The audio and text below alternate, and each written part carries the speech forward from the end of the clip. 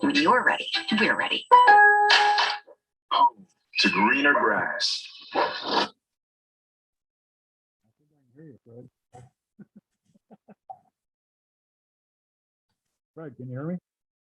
I can hear you now. Oh, okay. All right. Well, yeah, I hear you. Banging right in there. There you go. Turn my volume up a little bit.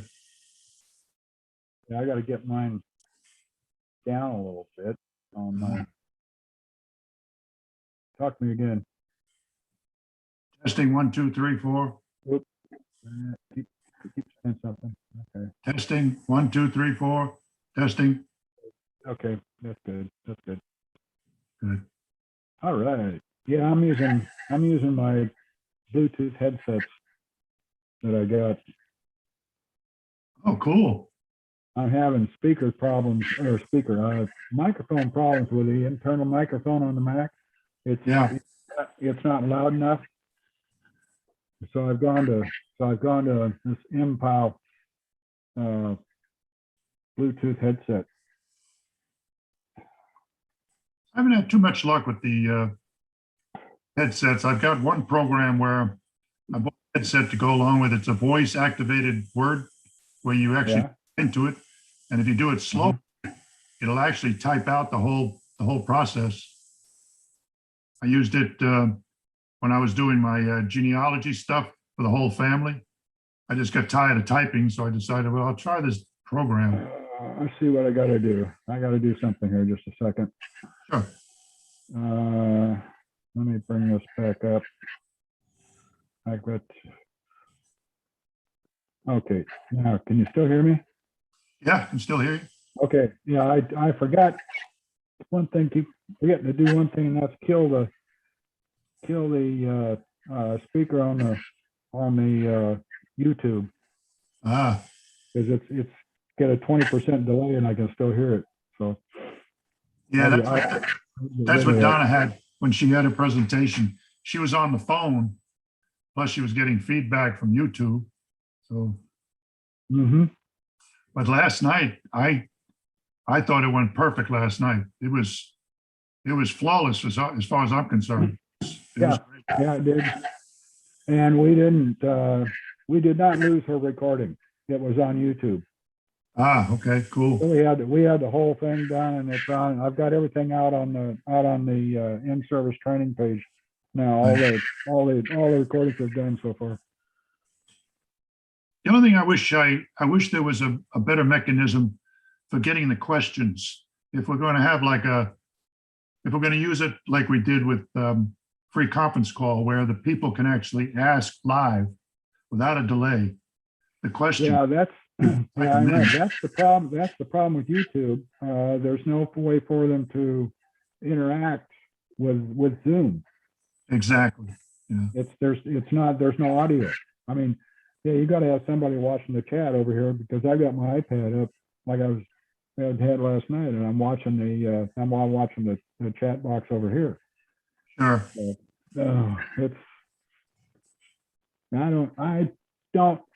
I like it with the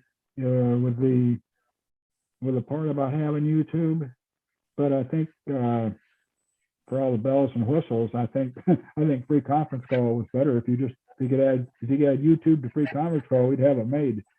Yeah, I was talking to Jeff Evans last night, waiting for it to come on around 6:30, and he's got a business that he uses this other format, another conference calling. Yeah. I don't know. Are we paying for Zoom? Are we on the free side of Zoom? No, we're paying for it. Pat decided to go up to Pro, which is $149 a year. Yeah. I mean, that's a damn sight cheaper than what we were using for GoToMeeting several years ago. Oh yeah. Which is almost $1,800 a year. But with the Zoom, you pay according to the presenters or the number of people that can get online. It's the Pro is let's see. Actually, if you don't pay anything, you're limited to 40 minutes every session. Right. And something like five or six people at a time. That's all. But you go to pro, then you get unlimited time, and you get 100 people on at a time, paying 149 a year. Plus you get one free gig of recording out on the cloud, or you can record it onto your computer. Either way. Well, it seems like Zoom is a little bit more stable. If there's not, Yeah, it is. It is. Yes, I think it is.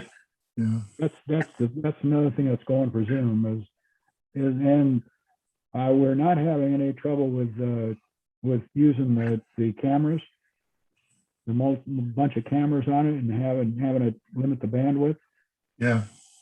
So that's not a problem with Zoom. That's a problem with free conference call, but not with Zoom. Can you see me on the screen now? Pardon? I got you. Oh, Yep. Mr. my Cohen's boss.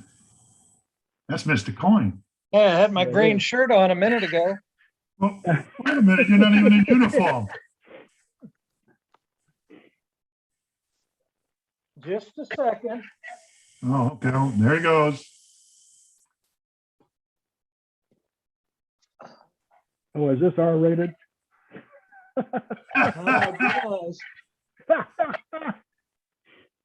Let's see. We could record this and put it right on the end of your dance video. Oh, come on, man. Oh, that's an awful sight. Fred's never seen the dance video. No, Fred, you haven't lived till you've seen his dance video. Oh, yeah, well, I've seen him, It is funny. I've seen him in the hotel rooms, so I can imagine. Now. Be careful. I'll have to bring out the dance video. Yeah, Oh, jeez. Yeah, that was that funny. looks I'm better. here. How does that look with my lamp on me, like I'm a spotlight here? It doesn't look bad at all, really. No. Yeah, You know what? I tried to get the best view of my face. It was Donna last night. I tried to get her to work on using a lamp because it's in the dark in the Yeah. living. But Hey, Fred, yes, sir. you look like the last guy I saw at his funeral. And I'm talking about the guy in the box. Thank you. Don't mention it. Oh, Oh, God. Payback's a bitch. Yeah. Donna used to kid with us when me and Mike would go on a trip to do a QE or something. She said, "Now you boys better not spoon down there." I said, "Hell, we don't spoon, we ladle." No, I wouldn't admit anything, but you're crazy. Oh, boy. Did y'all have a good day? Yeah, we did pretty good today. Donna's, she couldn't sleep last night after giving that presentation. So she took a sleeping pill and she still stayed awake, and she's been sleeping most of the day now. But, Well, I had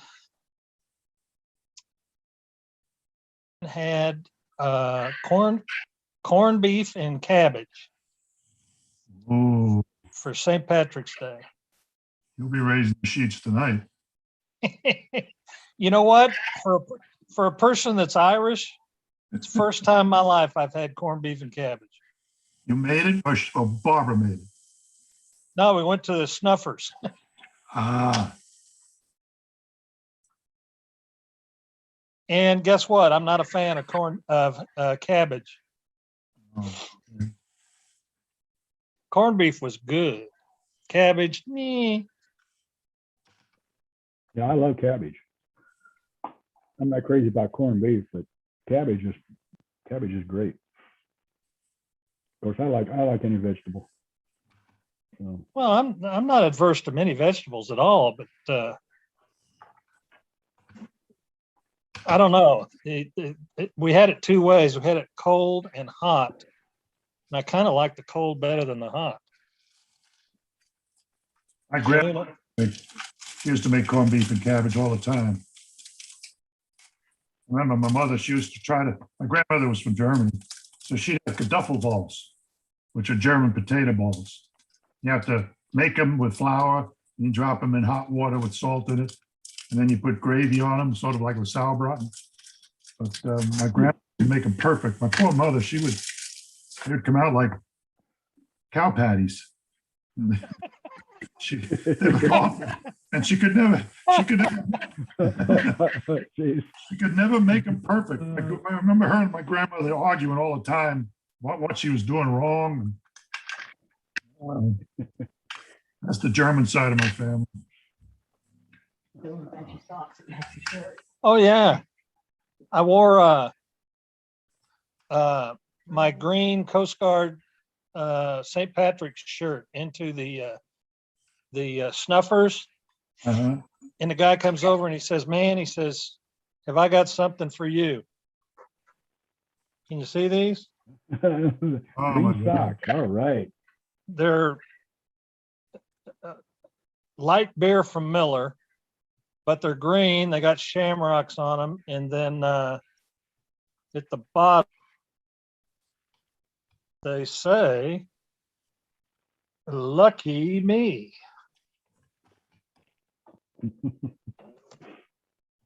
Wouldn't you know it? My Anyway, I haven't worn them yet, but you know, it's good to be king. Yeah, right. Oh, Lordy. Lottie is right. It's great for my mouth to go out just now. Hey, Al, Yes, how come you have your picture up, but not the video? I just don't have my video on, that's all. And Well, besides how that, did- how would- I'm not how do in you- uniform. Well, I understand, and that's okay. How do you get just the picture on there? If I turn the video off, that's what comes up is my picture. Well, how would That's- I do that? Turn your video off. Just, okay, now what comes up on yours is JC Coin, not your picture. You need to put Yeah. a picture on your profile page. Where profile page? And Zoom. Oh, okay, Zoom, all right. On your settings page on your profile on Zoom. There's Okay. a place to put your picture in there. Phew. Well, that may take up some bandwidth there. Hey, you used Watch out what you say, Fred. Hello, Joe. How are you gentlemen tonight? Hi, Joe. Hey, that was great picture of you and your wife on Facebook. Thank you very much. You know, I don't know about you, but she gets better looking all the time. Well, yeah, in my case, there's no hope, Well, I wasn't going to say that out loud, but you know, you did. but we all knew it, so why did. not? You did figure it out pretty quick. So did you do anything special for St. Patty's Day? Yeah, I built a table for our office and I cooked 2 corned beef briskets and I had my usual version of corned beef and cabbage, which being a New Yorker, we call a Reuben. Ooh. Well, I had corned beef and cabbage for the first time in my life today. Well, then you need to come to our party next year if we get to have it. Well, you know, I'm always up for a party. Good morning, But I tell you good this, afternoon. I might not do a lot well, but I do cook an awesome corned beef. Good evening, Commodore. How are you?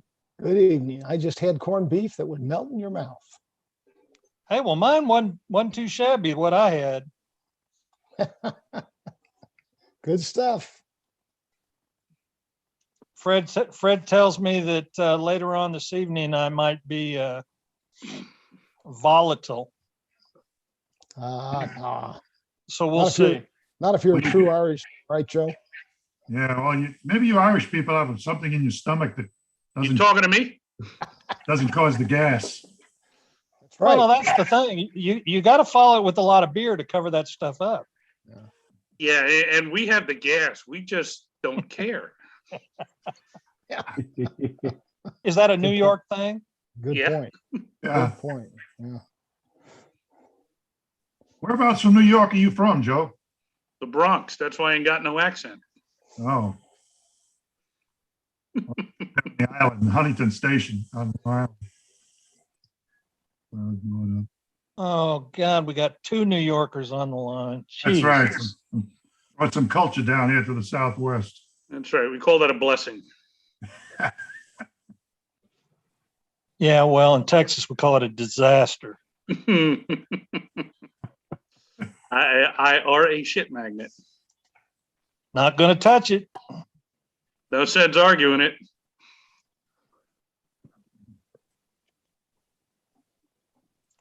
I really think I'd look better with my green shirt on. I just took mine off. Well,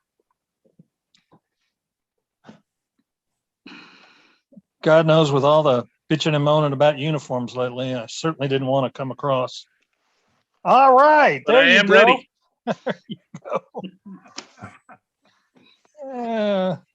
That's taking a prop from a friend of yours.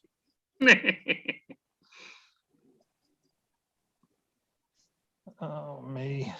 Hey, Pat, everything's out on the webpage now. Yeah, I see that. Good, great. I see we're up on YouTube. Yep. That's good. Took me less than a minute to get there tonight. And I hope I don't lose my internet. So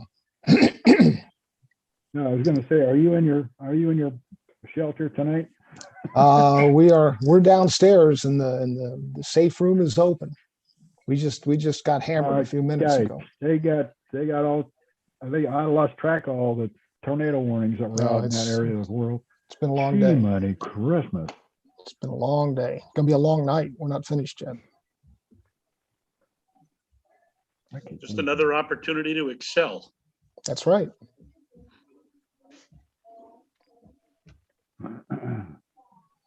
Been a long day.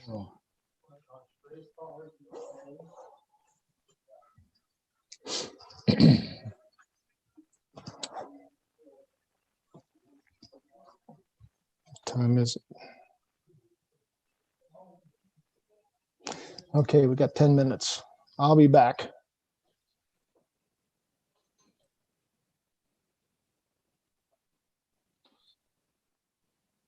That famous Arnold Schwarzenegger line. I'll be back.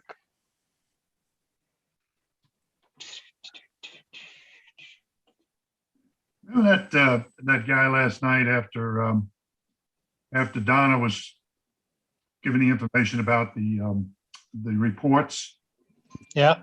he wanted to know what forms he needed to give to the QE so that the Yeah. QE could have his QE session. And I wrote him in YouTube saying, give me a call today and I'll send him all the documents that he needs to send. And they made it clear that you had to send it to the AQEC, not to the QE.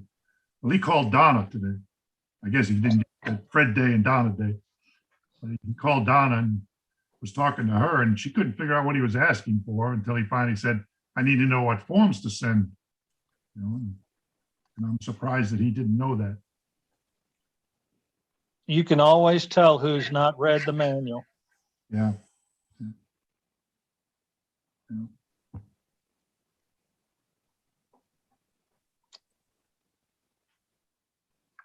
Well, Hope I do well tonight on this thing. I don't want to make any of us look bad. oh no, we'll throw you under the bus. That's no problem.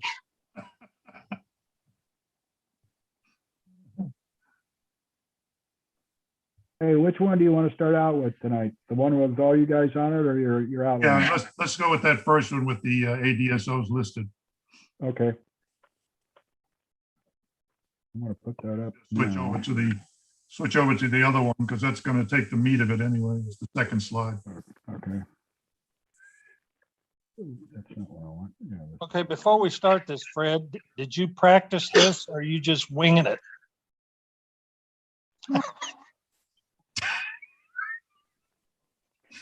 Probably winging it. I'm not winging it. I've looked it over. I mean, we were supposed to know what the hell we're talking about? Nobody said anything about that. I don't know. Well, Can you read that, Mike? Can you see that on the screen? yeah, Okay. Actually, I don't even have it. Hang on a minute. I'll even make it better. There. oh, that's wonderful. Yeah. Now you can really see it. I wasn't quite sure what the Commodore wanted as far as a ops workshop, an ops presentation. I was going to go through the whole crew certification. Oh, you could have made a PowerPoint slide on each one of the points. Exactly. Yeah. But those are the 4 topics that I think Yeah, that's fair enough. are important tonight, at least trying to get it tonight.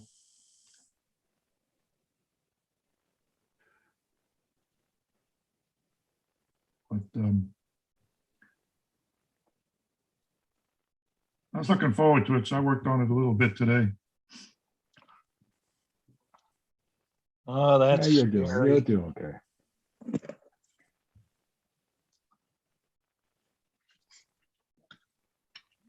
Did you run it by Rachel?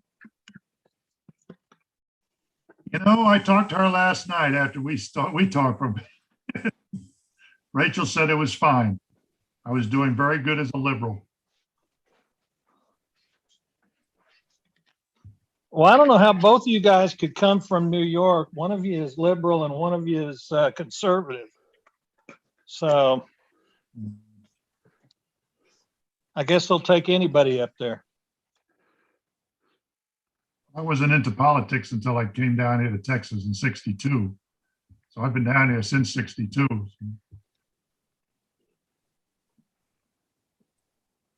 I was in diapers in '62 after I came out.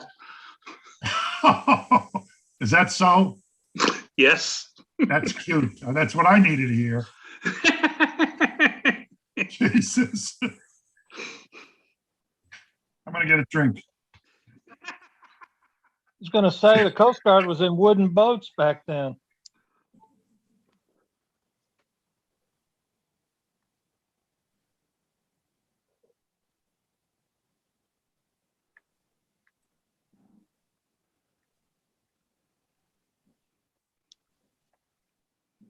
Oh,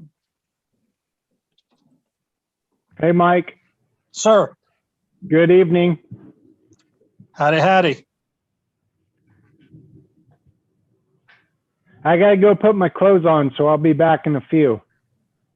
No, you can stay like you are. Hey, don't dress up for us. Dress up. Nope. Honest day's pay for an honest day's work, gentlemen.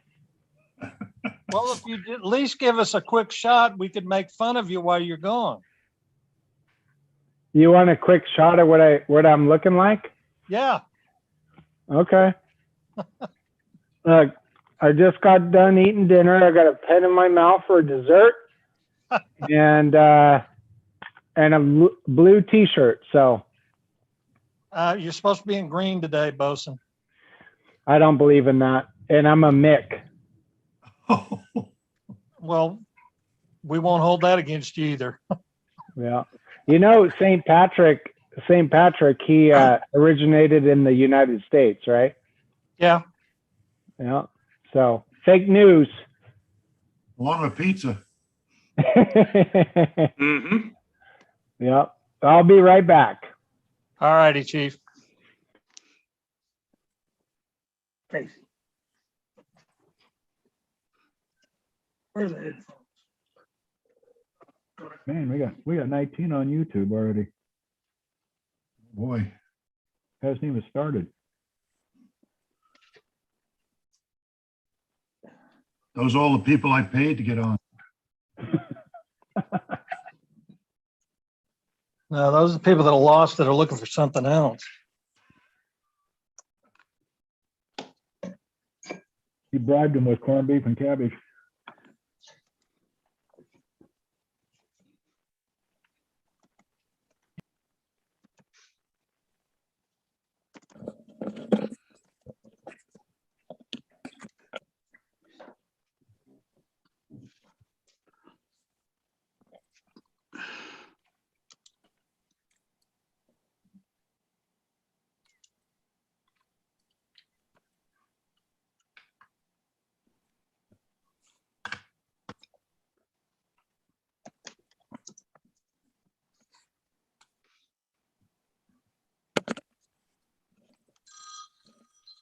Can you hear me, Fred? Sure can. Okay.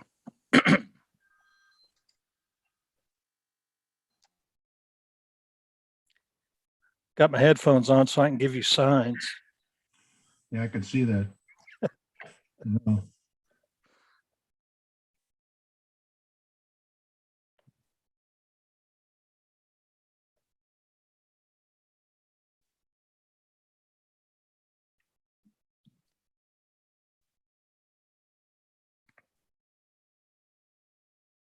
Gonna have the bosun on here critiquing you.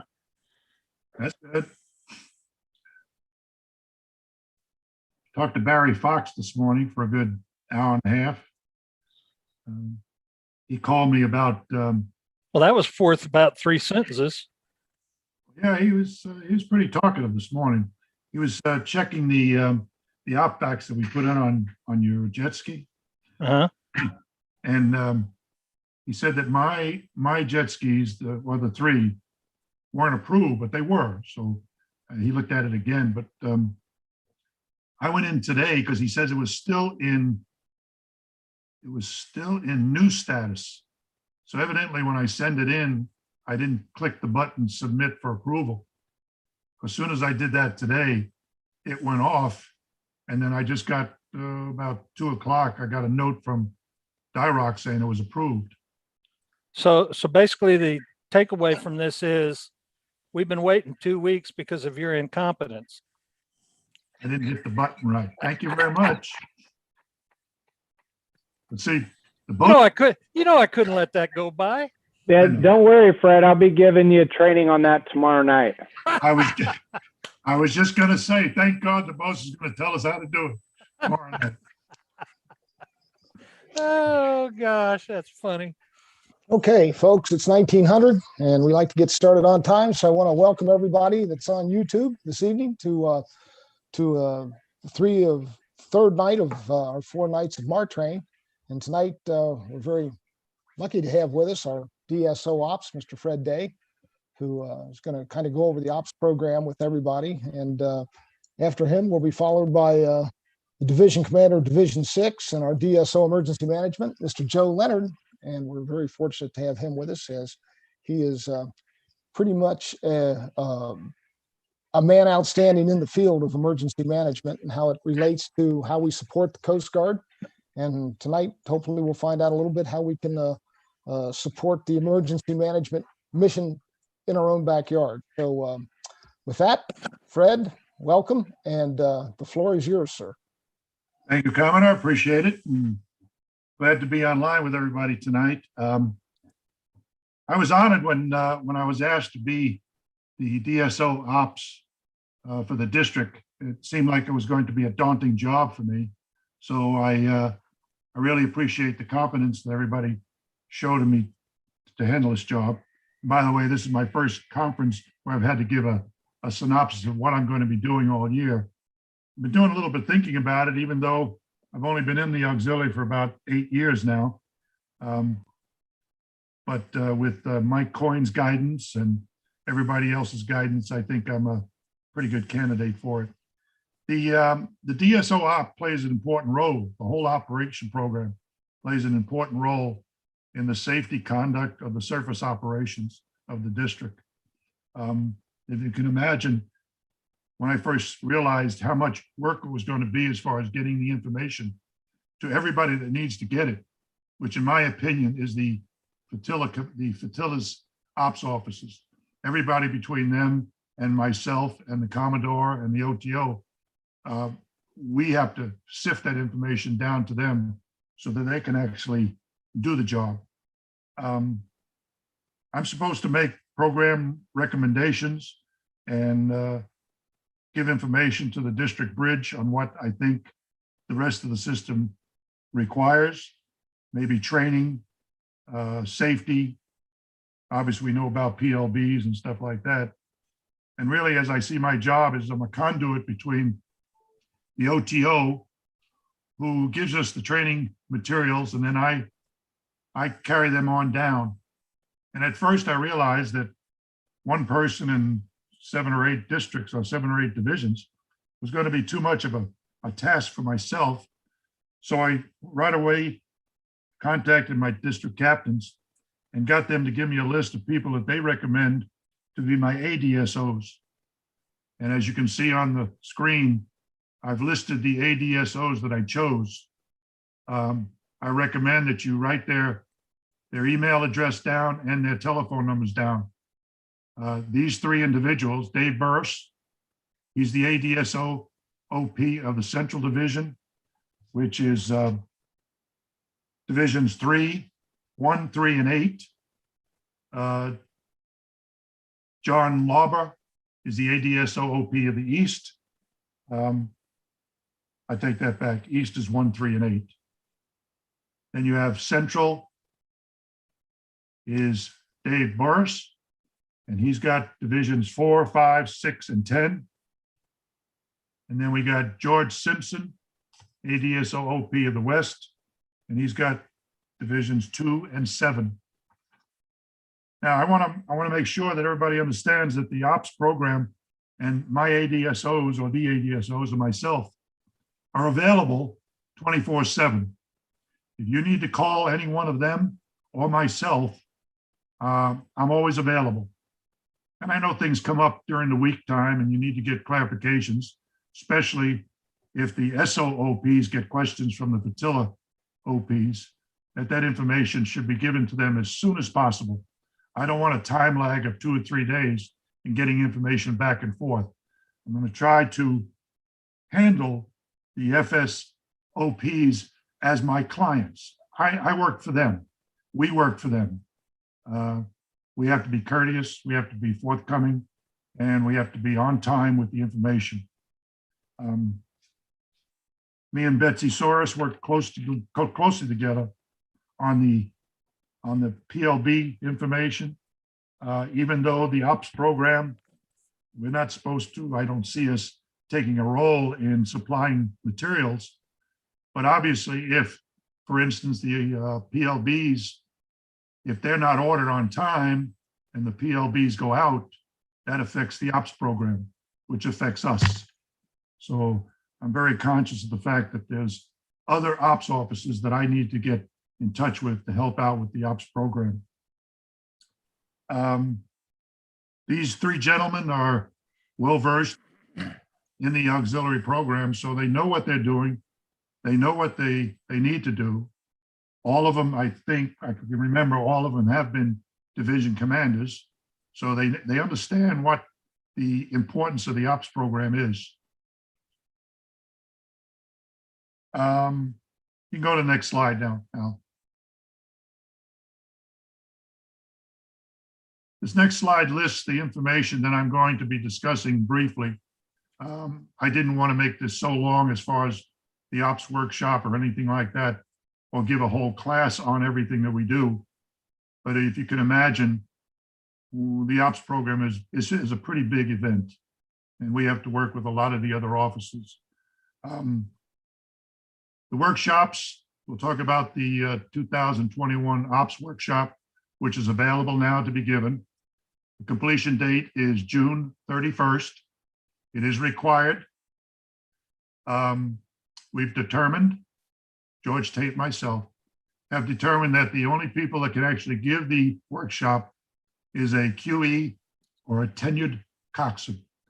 And I guess the reason for the tenured coxswain is that that's the individual that's going to have the most experience that can really draw out the conversation from the participants in the workshop. Because as you know, the workshops have been changed. It's more of a participation than it is a lecture, which is what we want to do. Physical requirements, very important. We all have to take note of the fact that we're getting older. We can't do the job sometimes, but it's a hard fact to face. If you can't do the job, you got to recognize it. And I'm going to get to that point too. I know getting on and off the PWO that I'm on now, or the PWOs that we use, it's not getting harder, but I know it will be eventually. So the physical requirements of being a crew member or a coxswain or a PWO operator, as we get older, it's more physical. Standard uniforms, very important. I came in the auxiliary saying that, my God, the uniforms, some of them look like they've been washed out. It's a light blue uniform instead of a dark blue ODU. We have to realize that we are the Coast Guard. And if we don't look like a 25-year-old in the Coast Guard as far as the uniform goes, then we need to do something about it. We need to be proud because we are representing the Coast Guard. We need to be courteous to the public. We need to be in the view of the public because they see us as the Coast Guard. So a standard uniform is a standard uniform. One of my sayings is if you overlook, for instance, if a coxswain overlooks a uniform on a patrol, he condones the uniform that the people are wearing. And he can't do that. The coxswain is supposed to tell the crew what the uniform of the day is and adhere to it. And if it means canceling the patrol because nobody shows up in the proper uniform, be it. That is the coxswain's responsibility. I talked to a young man here not too long ago where he had a boat show and the people showed up in brown shoes and white socks with their ODU long pants without boots on. And I asked him, I said, well, what did you do with the people? He said, well, they'd made an attempt to get there, so I just overlooked it. I said, well, that's not your job. Your job is to enforce the uniform standard. So just bear that in mind from the point of the operations, we need to be standardized in our uniforms. Picture taking is important. That's not in here, but it is one of the important things that we do. I encourage anybody in the ops side to take as many pictures as you can. The pictures are because not only do they aid in your publications, but there's also contests that we can send these pictures in. The important thing to remember about pictures when you take them is that be sure that everybody in the picture is in a proper uniform. And if they're not in a proper uniform, don't even bother to send the picture in because it's not going to be used. And when you do send it in, be sure to name the individuals in the picture and also the one who's taking the picture. That's important information to put on publications. The go and no-go report is due to me, hopefully before the 1st of April. That go, no-go report is a document that the OTO wants to have to get a picture of how many people are available to him.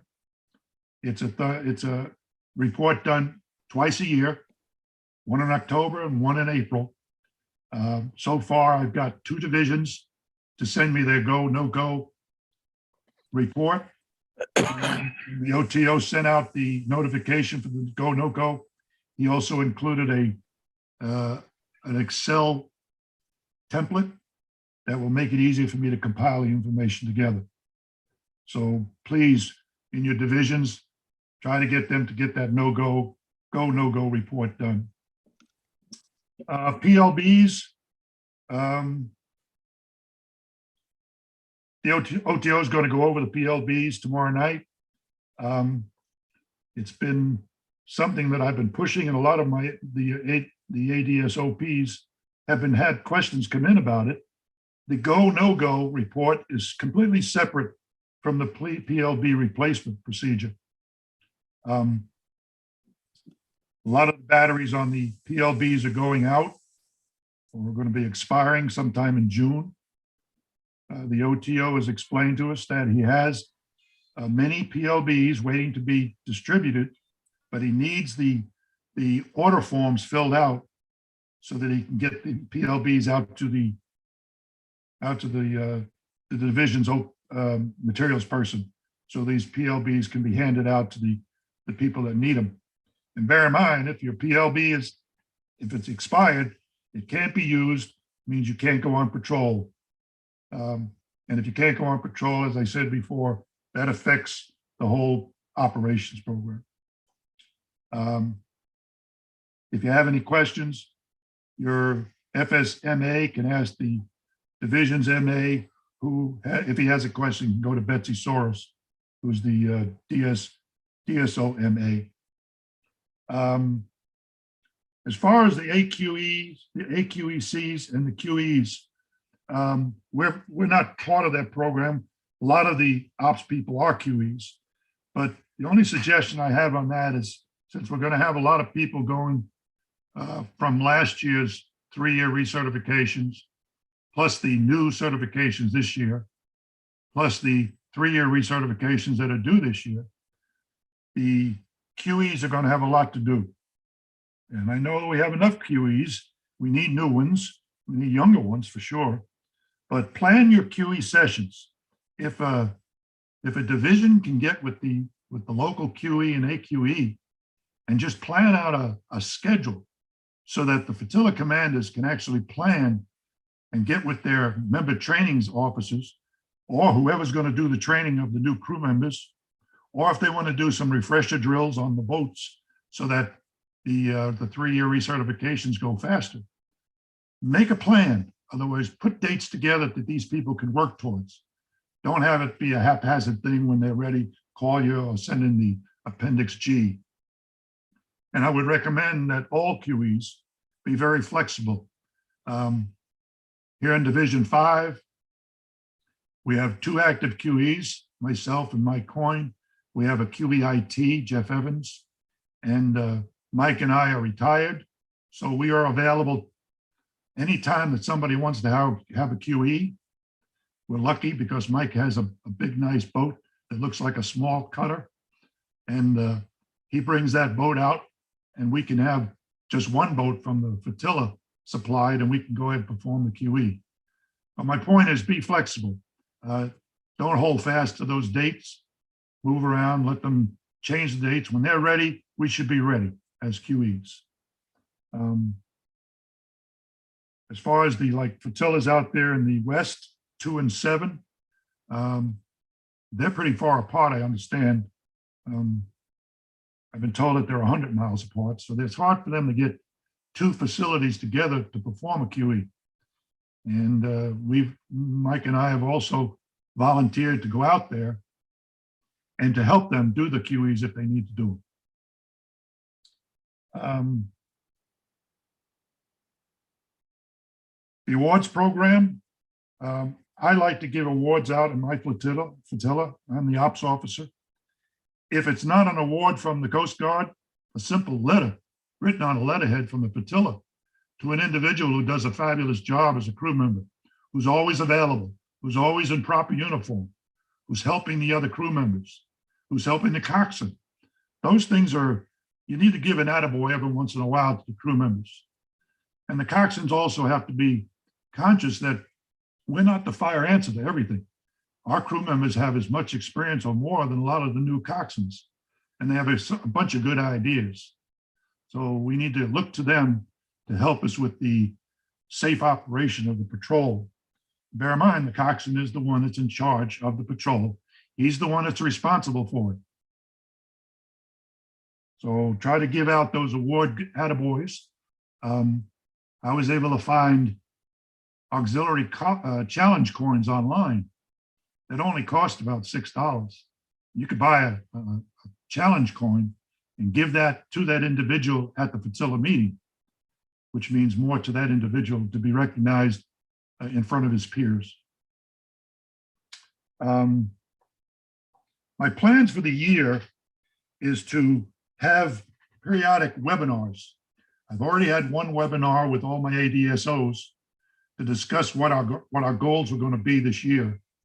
I want to extend that to the ADSOs, OPs, and also the division OPs to include them.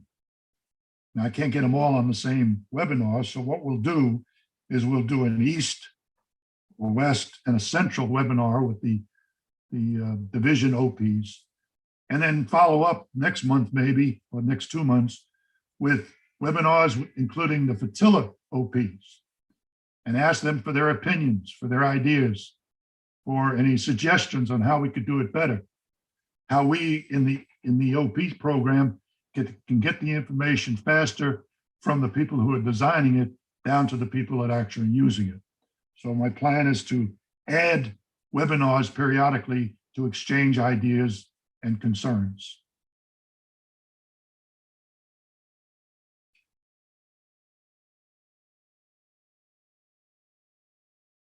As far as the rest of the information that I have about the ops program, it's strictly a new thing for me. I'm going to be trying to work with the old OTO and hopefully with the new OTO as soon as he gets here. And as Donna said last night, be sure OTO to let the new one know that I'm available for him to help out anytime that he needs any clarification on any of the programs. I don't know how much he's going to understand about the auxiliary program. But between Donna, myself, and Mike Coyne, I'm sure that we can give him as much information as he needs, some of our policies and stuff like that. But Commodore, that's all I have on the ops program. If there's any questions in the YouTube, I'd be happy to answer them. If not, then I'll close that. Thank you very much for giving me all your time. Thank you, Fred. If anybody listening on YouTube has a question or a comment, use the chat feature. Just to kind of dovetail on some of the things that Fred said, I can't emphasize enough the need for everybody to be proactive in the operations program this year. And by proactive, I mean getting ahead of the ball, thinking out 90 days, 120 days in advance about scheduling QEs. And don't wait back, don't sit back and wait for somebody, to make a decision. If you're a flotilla commander or a division commander's on the call tonight, operations officer, set some dates. Just set the dates and let's set them out there. Set dates in June and August and September and work around those dates. Everybody can get them on their calendar and move ahead. So I think that's really going to be critical given the number of QEs that we need to complete this year to keep everybody in the fold, so to speak. So please take a proactive approach. This year more than ever, that needs to be done. We can't let anybody be left behind in November or December needing to be QE to keep their currency. It's going to be tough this year. It really is. It's going to be a challenge, but if we work together, we'll get through that challenge and we'll be able to provide the opportunities to all to get QE on time. So if anybody's got any questions, put them in the chat, any comments.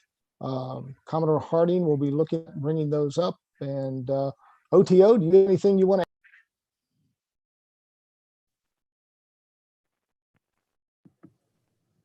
All right, yeah, I can add a few things. I had to unmute myself there. Thanks, Fred, for the good outlook on the ops report. I would echo everything that Mr. Day just said in regards to the DSO ops. That's a big lift within the whole district and division on both sides. So the more that you can engage your FSO ops and really kind of ping them on the operations, which I'm going to segue into SARGear with that here in a second. But the go and no go report and PLBs and SARGear, in the future, I foresee that this auxiliary program,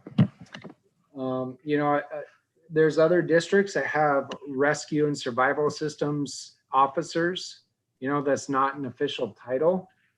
But in the future, a lot of this go and no-go report and PLBs and SARGear, that's all going to be inside of direct access eventually. So we might as well put ourselves in the mindset to where at some point, all your information is going to be in direct access. Your SARGear, go, no go. I'll tell you, I have probably been asked 4 or 5 times since in the last 10 months about how do we do our go and no go reports? Who inspects them? Who's doing it? How are they doing it? On the active duty side, you have an outside team that comes in and make sure it's all standardized, make sure we look through the equipment, And you're always going to have deficiencies, and that's okay. Deficiencies are okay. But if we don't know what we don't know, then it's just going to snowball into a bigger aspect. So along with the go, no go reports, you know, this circles back to your OIAs that are within the sectors, and your sector, your ASCs, you know, should be involved in some of this too. And definitely your ops officers, because when we're going through the go and no go stuff, that's very important. That's very important in what we're doing and how we're doing it. So the inspections themselves, when you're going through your SAR gear, and if you're doing it within a flotilla or a division or how you do it, the important piece of this is if you identify equipment that needs to be replaced. I've seen several survival suits, Mustang survival suits, that have been glued down, or, you know, we're trying to make them work. We don't need to try to make them work. I have plenty of Mustang suits in my office that I can get out. So just simply report them through your materials officers so we can get them replaced properly and disposed of properly and get you new gear. You know, we're all proud of keeping all our old stuff, but at some point we need to replace it. And when we do the go, no go reports, you know, there's going to be a little bit more to it, you know, something with the DSO ops. For all of you that may be on the call tonight, if you're in an ops position or have been in an ops position prior, pay attention to your 538s. Your 538 forms that have your issuance of gear, you know, that's your responsibility as an ops officer to make sure that the 538 forms, and if you don't know what that is, that just tracks your gear. You were issued one helmet, one life jacket, one pair of socks, or what have you. That's an important piece of the ops officer position, and ultimately in the go and no go factor. So, you know, right now it's very hard to oversee that, but, you know, it's really on the honor system in a lot of ways that we're saying, hey, everybody's good to go, but keeping people honest and spot checking it. I'll tell you, if I get the chance to go out, or, you know, one of my things that's going to be to the next guy that comes in is when you go out there, we look at SAR gear, we look at the equipment and we spot check it, and we make sure that we're doing the right thing. So that's with the inspections, your PPE inspections, the quote unquote go and no go. Make sure that the issuance of your 538s are upkept. If you're a flotilla commander or a vice flotilla commander, please pay attention to that stuff. PLBs, I really don't want to get on the PLB topic tonight because I'm going to do that tomorrow. And I'm just going to say this, that I've only gotten one PLB report from one division. Division 1 has sent me their PLB report, which is fantastic. I was able to provide them feedback on what they submitted and how we can make it better and move forward. So I would encourage you, if you're a division commander, if you're a vice division commander, if you're a flotilla commander, vice, ops officer, whatever the case may be, I would encourage you to try to consolidate your reports and get them up to me. And I can provide you feedback on how we can account for this in a much better way. Let's see, I got my phone's blowing up here. The other thing I would say is, you know, so again, I don't want to get ahead of myself with PLBs because I'll have a lot more to say on that tonight. I will reiterate exactly to Fred, Mr. Day, and Commodore's point to the QE outlook plan. We really need to plan ahead, and I'm honestly a little bit nervous that come September we're going to find ourselves kind of chasing our tail a little bit, and we really need to plan ahead and identify, because the way I look at it is we have X number of people that need to be recertified. And then we have, in addition to that, we have the others that need initial qualifications. So as the training officer, I would encourage everyone to, it's not fair to the people that have put forth the effort, that have enrolled in the boat crew training program, that have been issued SAR gear, because there's a lot of money in SAR gear. Now, I'm really kind of pinging on that right now because it's a big thing, not in 8th Coastal, but across the Coast Guard in every district. It's not fair to the people that are waiting in the wings to become crewmen and coxswains or trainees, to where we only focus on the people that need to be recertified. If we only focus on the people that need to be recertified, we're not doing a justice to the people that are patiently waiting in the wings to become active duty crewmen and coxswains. So what does that mean? Obviously, that means that there's a lot more work for us all to do. I spoke with Chief of Staff. I spoke with Mr. Fred Day, based off of some of the conversations from Division 2 and Division 7 earlier in the week, that if it comes to the point to where we need to fund some QEs to do some travel, you know, I can set that up ahead of time, or the commander, Commander Williams, and I can put that on the calendar. All I need is some hard dates and calendar dates to where we can identify the plan, to where we can commit some money to support your divisions or your flotillas to bring an outside QE in to help initially certify people in what their current position is, to really get you up and going and support the program, and B, to recertify and maintain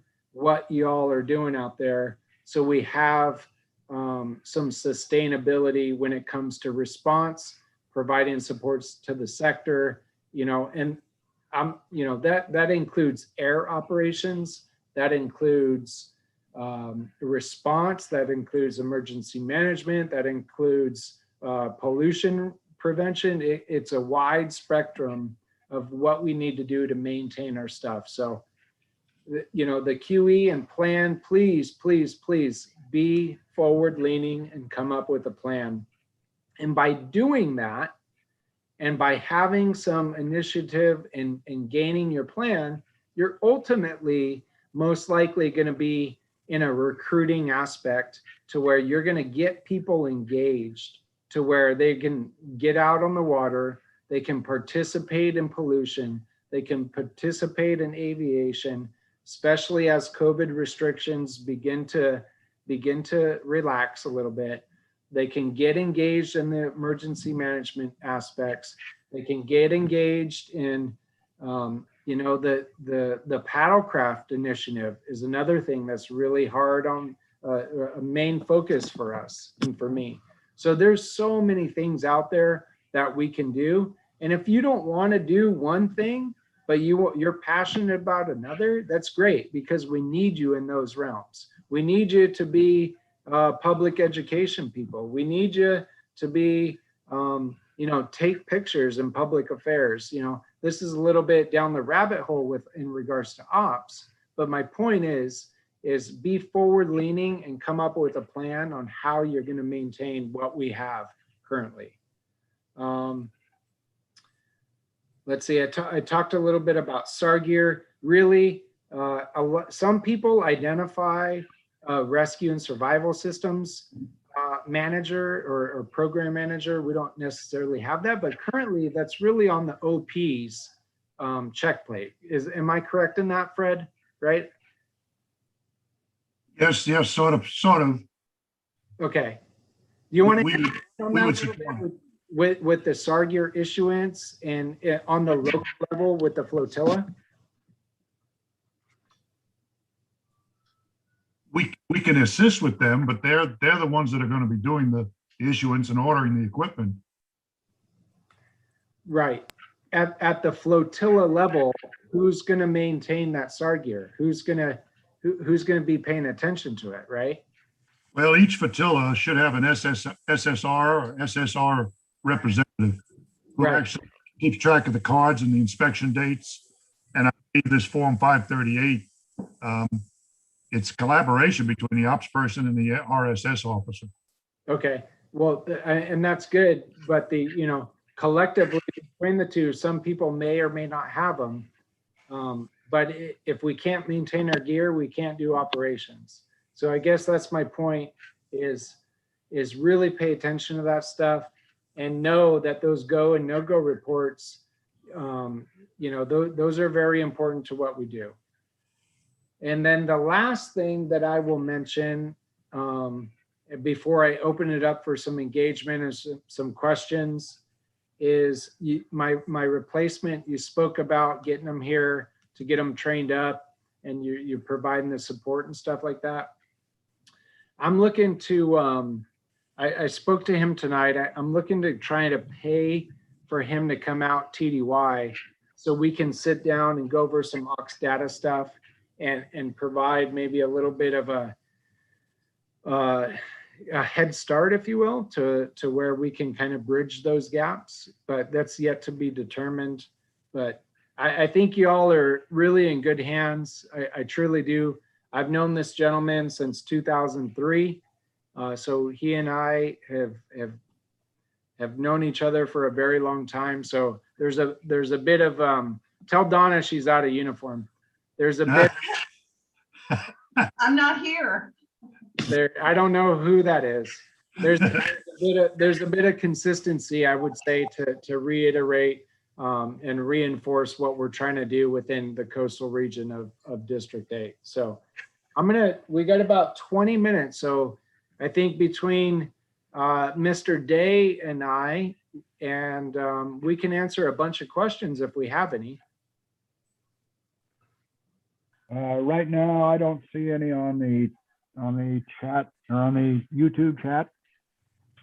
There's not any over here either, Al.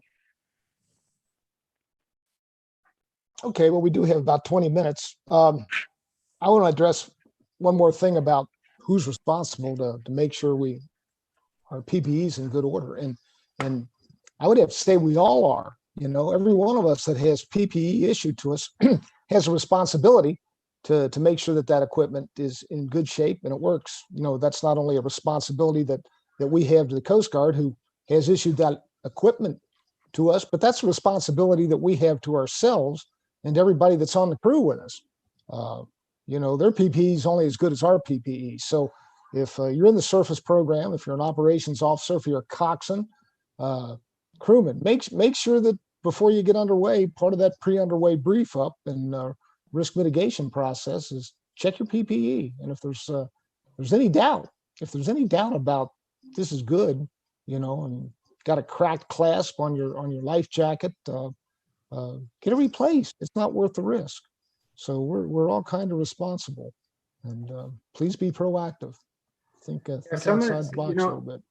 Some of the stuff that I've seen, I would say with the new Aux data that's out, and it's been in effect for about 10 months now.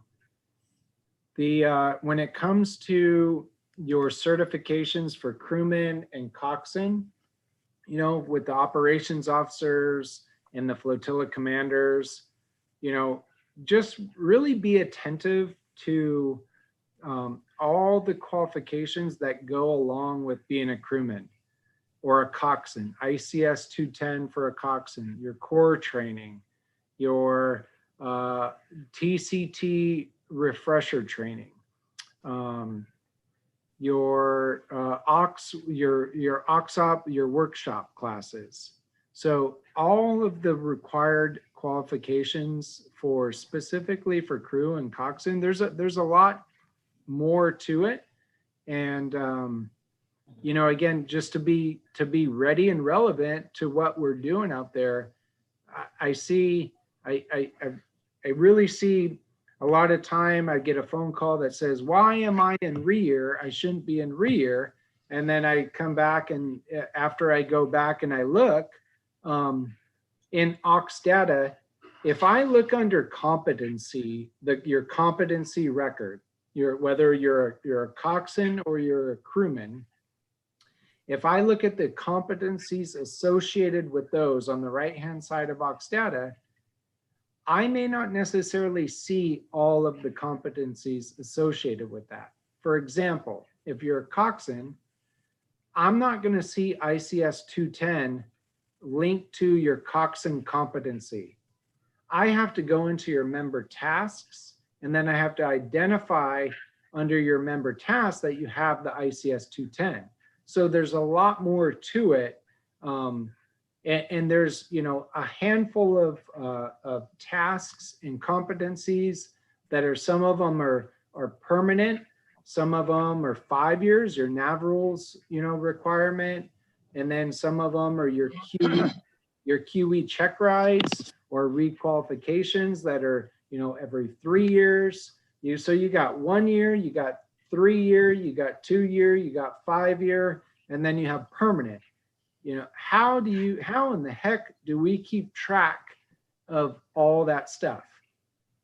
You know, and that's a challenge. And Ox data will eventually come full circle, and we'll be able to probably become more accustomed to what the old reports are. But, you know, that's the kind of stuff that I look at in Ox data when I get these questions of why am I in rear, and why, how come I'm not qualified, or I'm not qualified yet, or I should be qualified, or why am I not getting SAR gear, or why can I not get my PLB replaced? Well, we're not meeting all these requirements to actually do the job, but that's not to say you can't get them. I'm just trying to be conservative in the amount of gear that we issue, because I'll tell you, over the whole Coast Guard, you know, District 8 coastal region alone is hundreds of thousands of dollars worth of equipment, millions of dollars worth of equipment throughout the nation that we support. So we're being really attentive, and this isn't Jason McCommons and coastal region being anal. This is at a headquarters level that's really trying to implement some of these changes in Ox data as we move forward. And that goes along with everything I've been talking about. And Fred brought up the go, no go reports, the POB audits, the ops SAR gear plan in our 538. So this all has to do in regards to operations. So I really cannot hammer that enough moving forward on what the direction we should be going. We have room for a lot of mistakes right now, and that's okay. It's a big learning curve. We're fine with that. But the vision is to go this direction. So help us get there. Thank you, Bosun. Commodore Harding, any questions in that chat box? Interrupt.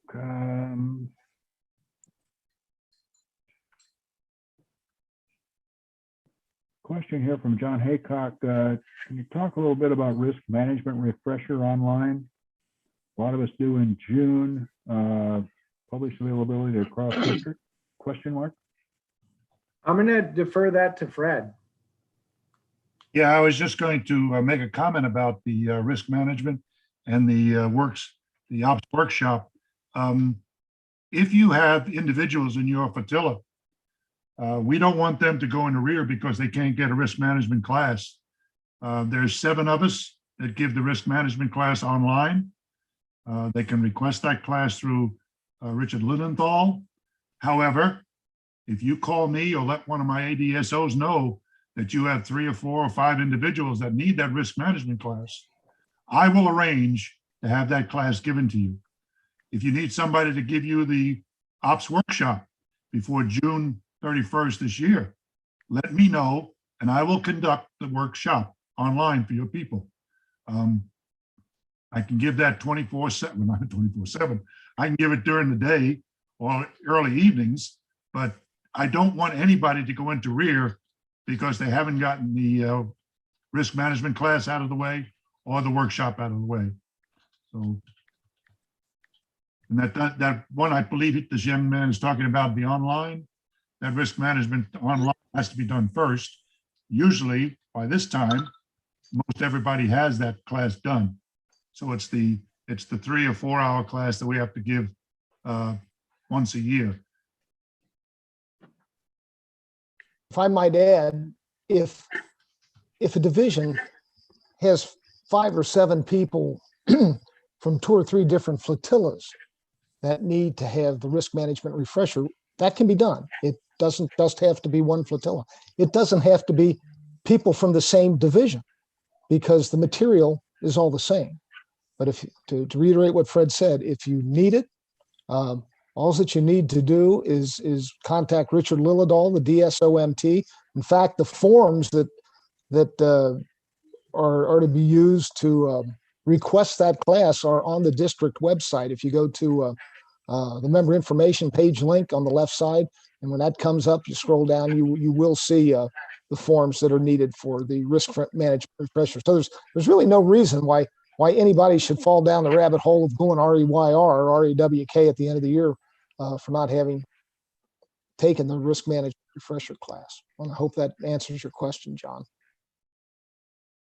Okay, I have another one also from Michael Hawks. When will TCT classes in person resume? I'll field that one. TCT classes in person or risk management refresh. Well, risk management, introduction to risk management, remember that has to be taken online. It only has to be taken one time. But the risk management refresher class, which, is the old TCT refresher, old habits die hard. We're still calling it risk management TCT. That can be taught in the classroom right now. The only thing that you would need to do is fill out a non-operational mission request form and submit that to me. I'll endorse it and send it on to Commander Williams. He'll look at it and he will make sure that the participants, you will have to name the participants in the class because we do have to make sure that they have a health risk assessment form on file at the director's office. So if you have members that haven't filled out their risk assessment form yet, please have them do so and submit that directly to Commander Williams. But the class can be taken in the classroom again. Okay, I don't have any other questions that I see right now on the chat. I'd just like to say one more thing to back up Bosun's comments as far as the tracking of data right now in AUX Data 2. As speaking as an ADSOIS, the reports section of AD2 has still got some problems and growing pains as far as looking at competencies. We see archived data, we see out-of-date data that somehow just does not make sense. We're trying to get that tweaked, and it's just going to take time, and that may just slow the process a little bit on some of the competencies and getting people qualified. And that's when the Bosun says that he needs to go back to the member page and get into the actual member qualifications to find out what's going on, and that takes time. When the ideal situation is to be able to go into the report section, call up the report it's right there in front of him for any unit, and he knows exactly what needs to be done. And we're not there yet. It's going to take some tweaking, and we keep pushing things up to national to get things done, and there is a priority, so we just sort of have to abide by that.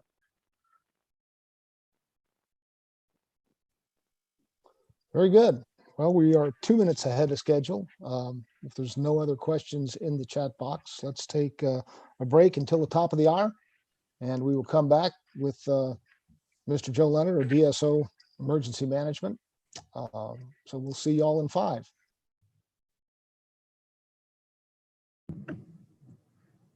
Thanks, Fred. Welcome anytime. Good job, Fred. Thanks, Fred.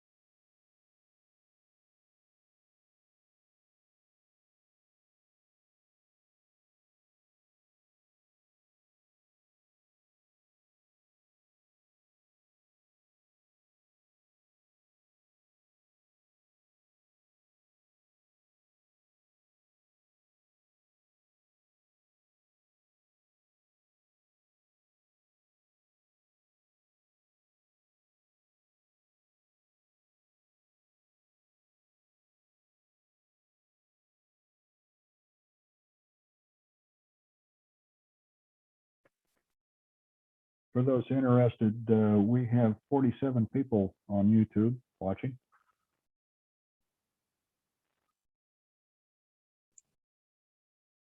It's not bad. We have 7 on this screen, so that's going to put us, what, 50, 54. 54, yeah. That's about what it was last night, too. So they're probably all here so that if, I stumble and say something stupid, they're witnesses and don't have to do the investigation. Come on, Joe. No, we're going to see how many people leave when Joe starts. As soon as he says, "This is Joe Leonard," Click, click, click, click, click, click, click. Oh, guys have no sympathy at all. Hey, What do I expect, Eddie? we take no prisoners. Yeah. Hey, it's tough being at the top, Joe.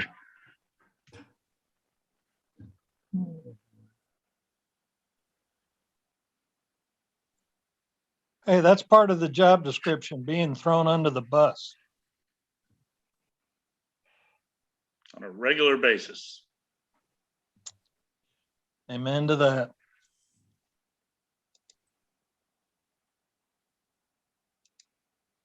I'm still concerned when he was born. That's irritating the hell out of me.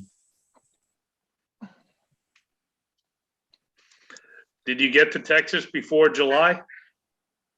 July, I came down, went to North Texas State University in '62, and then decided I like it down here in Texas, so I just stayed. No, I got here in 1990, and aside from the 3 years they transferred me out of here, I've been here the entire time. Yeah. Not planning on going anywhere.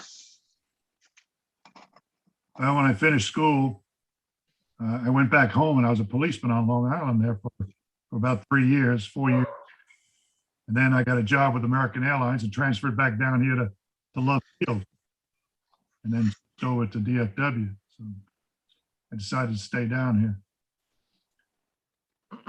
Yeah, best thing I did was come down this way. Yeah. Hey, Fred, Yes, sir. did they have Indians here at the time? No, just covered wagons. We had flintlocks, though.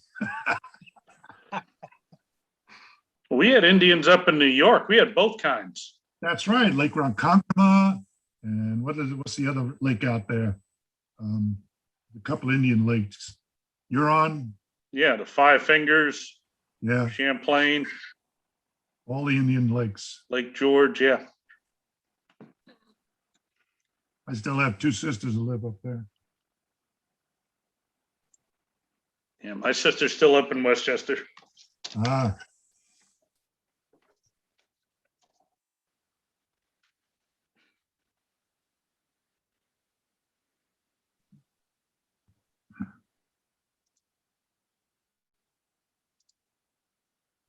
well, I'll get with, Mike, I'll get with Roy Pell and Simpson and see if they have more than 3 or 4 people they need to get certified out there out west. Maybe we can work a deal on just getting out there. Because with our triathlons coming up, we may not have enough time. But I think that takes precedence over, since we what is it? The Netherlands, what was the one that was just canceled? We still got Woodlands, the Woodlands. Woodlands just canceled. I don't know how long it'd take to get out there. I'm not quite sure whether he needs your boat. He probably would need your boat. You know, we've driven to Corpus before, so that's okay. Yeah. Because Burrows says, I mean, Simpson says that they've only got one boat out there, and for them to get a boat from, I guess it's Division 2 or Division 7, they're 100 miles apart. So, Well, you know, I'll trailer mine down there. yeah, well, that's what I told Simpson. And we would come down. And now that the OTO says that they possibly could help us out with the cost, it's not so bad. Well, you know our old saying, have QE will travel. It's true. Okay, folks, it's 5 till, we're 5 minutes ahead of schedule. Fred, great job. Thank you. Uh-huh. And thank everybody for participating. And please, pay attention to what Joe has to say here. And I'm sure there'll be some questions and comments after Joe's presentation tonight. EM is very important to how we support the active duty. So a lot of people are looking for ways to get involved in the emergency management program. I think there's more opportunity out there to learn about it than we really know. We really know exists, and Joe will be able to help us out with that tonight. So, Joe, thanks for agreeing to do this tonight. And folks, you're in great hands here with DSO EM Joe Leonard, our division commander for Division 6. Joe, the floor is yours, sir. Thank you, Commodore. Appreciate it, and appreciate everyone who's here tonight. Feel free to ask questions at any time. I'll get to them as I see them. If something isn't clear, we can talk about it at the end. If you have some ideas, we are always open to ideas. You're all in the 8th Coastal Region. Guess what? Shit is going to happen here, whether they are severe weather events, whether it is oil spills, hazardous material events, whether they are planned events such as protests, political rallies, stuff like that. There is always something going on in the 8th Coast Guard District. You don't believe me? Just look at the record for the last 30 years around here. I was once asked when I was on active duty, or I asked a question after somebody said, we can't plan on a type 1 incident every year. And I said, why not? We've had 8 in the last year. And I went back actually 7 years and we had 47 type 1 incidents. We have more stuff go wrong down here than anywhere else in the United States. If you're in Texas or Louisiana, our 2 states are 2 of the top. Texas is number 1, Louisiana is number 3 in federally declared disasters. Florida is number 2. So we're going to be involved in things. Just give it time. It might not be this week, it might not be next week, but you will have an opportunity. We certainly had a lot of opportunities last year, even in the midst of COVID, to get called up by the district and several sectors and several MSUs to provide support at various levels during the never-ending hurricane season, where we had opportunities to serve in a variety of command posts and the area command as well. Next slide, please. Okay, for those who don't know emergency management, we always think of a response phase. That's where we get to go save the burning babies, do the initial response to an oil spill. That's where all the fun is. That's where you see the news stories. But there's actually 5 phases, and some of them are going on all the time. In the Coast Guard, we're always trying to prevent things. We're always trying to be prepared. Hell, that's part of our motto, isn't it? Response is actually the smallest and shortest phase that we find ourselves involved in. Recovery, perfect example, is Deepwater Horizon. We were still doing that 5 and 6 years after the storm or after the event started. So that stuff can go on for a long period of time. Same with mitigation. We don't find ourselves often involved in mitigation, which is trying to minimize the future impact of things, but occasionally we may find ourselves on the periphery of it. So there's always opportunities in any of these phases to be actively involved in emergency management, particularly at the sector level. Every sector has an emergency management and force readiness department. Every sector. It's typically at the department level. It will either be headed by a lieutenant commander or GS-13 civilian, depending on what sector you're in. All of them are trained, knowledgeable, and experienced, and all of them need help. They need help with exercises. They need help updating plans. They need help during response. They need help with training. Just reach out to them and they'll find stuff that you can help them with. Next slide, please. Volume 4 of the Coast Guard Emergency Management Manual came out recently, and there's actually 3 specific areas that address specific auxiliary activities. It specifically modified the general military training course requirements for the Coast Guard Auxiliary. It talked about mandated training requirements, and it talked about auxiliary resources. We're going to look at all 3 of those. Next slide, please. The mandated training requirements, we all know about IS 100 and IS 700. They're online courses. You can take them through EMI. Very easy to do. Very simple and straightforward. Take IS 700 before 100, even though the number's higher, it's really the introduction. And that is required for everyone in the Coast Guard Auxiliary. If you're finding yourself working at a sector, MSU, MSD, base, MSRT, or the National Strike Force, you also have to take IS 200, another online course that's relatively easy. IS 300 is a Coast Guard online course, or it is a classroom course from a variety of sources. I teach it as a civilian in my civilian job. I used to teach it when I was on active duty with the Coast Guard. But if you find yourself in a position where you're going to be supporting an incident command post, the area command, the emergency management auxiliary coordination cell, you need to have IS 300 behind you. As I said, it's an online course in the Coast Guard, or there's lots of opportunities to take it in a classroom setting. Next slide, please. The mandated training requirements also talk about the opportunity to take non-Coast Guard training that meets the training standards set forth by the FEMA ICS training program. Generally, these are done at the state level, local level, some other federal agencies, although when I was on active duty, it seemed to be the other federal agencies that were asking the Coast Guard to come in and do the training. But so long as the courses comply with the FEMA requirements for those courses, they are acceptable to the Coast Guard Auxiliary. It used to be we had to take Coast Guard courses.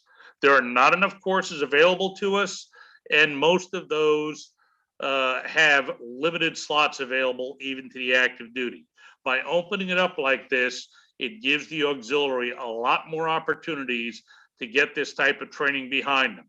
And it's not just the IS 300 and 400 we're talking about. We're looking at the position specific training here.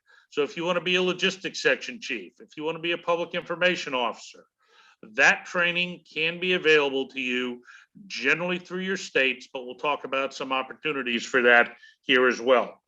Next slide, please. The mandated training requirements, we talked about 100 and 700. Most of you probably already have that. If you don't have it yet, go take the course. Just do a Google search for FEMA independent study courses, and then go to the course list, find IS 100, find IS 700, and go ahead and take it. You can also take IS 200 there as well. FEMA, it's still a classroom delivered course. Look on the Coast Guard website for IS 200 or IS 300 there. Next slide, please. Just this year, the Coast Guard is coming out with what they're calling an emergency management credential. We looked at going through the military emergency management program. That's still under consideration. And this isn't even finalized and signed off yet, but they did release the training requirements. The training requirements are here. I'm going to have this posted to our district website in the next week or so. This literally just came out in the last week. There are 25 courses. All but one of them is available online. All but one is available online. And we'll look at all of them here. And some of them are things that you may have already taken. If you've gone through the FEMA Professional Development Series, you've gotten most of them done. If you've decided to build up your skill sets on exercises, a lot of those are here. And there's stuff like Introduction to Hazardous Materials, Fundamentals of Emergency Management, Social Media and Emergency Management. Those are ones that you may be interested and decide that you want to take an hour or two and knock those courses out. Next slide, please. Emergency Planning, Advanced Incident Command System, the ICS 400 course. That will soon be a independent study course through the Coast Guard, so it will be available online. Another one is Introduction to Homeland Security Planning. That's a great class if you want to learn about how to get actively involved in the planning process, developing plans and helping the Coast Guard build their planning capabilities. Next slide, please. Some of these courses with 4 digits are very new. Some of them are a introduction to the National Prevention, Protection, and Mitigation Framework. Some of them talk about our national preparedness goals, and some of them talk about how emergency operations centers function. Another important one is that IS 1300, Introduction to Continuity of Operations. The civilian world calls that business continuity. Continuity of operations is the government term, but they're pretty much the same thing. In a lot of areas of business, that has been specifically regarded as an IT issue. In some cases, some of the more advanced organizations out there decided to also look at loss of the brick and mortar structure. They've had a fire in the building and they can't access it. It's flooded, something like that. All of us who've actually qualified as either business continuity planners or continuity of operations practitioners have realized and had to study how we also respond to pandemics. Think that was important this past year? Yeah, pretty much so. So that's why that's in there as well. The last one listed, the Homeland Security Exercise Evaluation Program, or HCEP. That is the only course that is classroom delivered. Now, right now, they are doing it virtually. So it's an outstanding opportunity to get it virtually if you don't want to go to a classroom to do it, but there's not that many classes available and you got to try and find them real quick when they're out there. So be on the lookout for it. But those are the 25 courses that you have to take to have your emergency management credential. Now, the one caveat they have, and this is one of those that's biting me in the butt, is those courses have to be done within 10 years of you applying for them. So if you took IS 100 or ICS 100 12 or 15 years ago and haven't done it again since then, you might want to go back to the FEMA independent study courses and go ahead and take it. You're going to have to take it again. Next slide, please. Some other training options that we have available to us out there. We do training in our own area here. We've developed what we call ICS 240, 340, and 440. 240 is basic IMAT technician.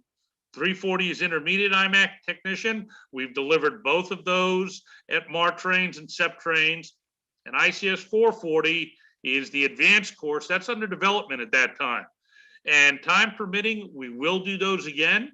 If your division is interested in that, reach out to me and we'll see about getting a few of our people over to a training opportunity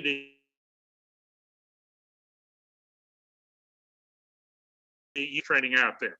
There's the Coast Guard sponsored training that you can pursue. And there's also the ICS staff position, which is specific for the auxiliary. And that can be very important. There's also state and local sponsored courses, and I'll talk to you about some of the locations where you can find that as well. Another thing you're going to want to get behind you sometime is your HAZWOPER training. That's Hazardous Waste Operations and Emergency Response. Specifically, the emergency response portion, which is 29 CFR 1910-120 paragraph Q. That talks about first responder awareness training, first responder operations training. This is a requirement for anyone serving as a field observer. That's someone who's going to go out to the field, work in the different divisions and groups that are out there, and be the eyes and ears of the planning section. Not to make them responders, but to make them more aware of what is out there, especially if we're at a hazmat or oil spill event or a severe weather event where there are lots and lots and lots of opportunities to stumble across hazardous materials. We want you to make sure you're trained in accordance with the federal standards. Next, please. And lastly, FEMA EMI. We already talked about some of the independent study courses that are available out there. There's about 650 of them. They're constantly updating these. So if you see some that you thought were there last time you were there and you don't see them this time, they may be undergoing an update right now. They're generally updating anywhere from 4 to 12 of them at any one particular time. There's also opportunities if you go to the EMI website to look at their calendar to see what classroom delivered training is available out there. Obviously, there hasn't been a lot of that lately because of COVID, but there has been opportunities for some distance learning and virtual classes. Take advantage of it. It's free.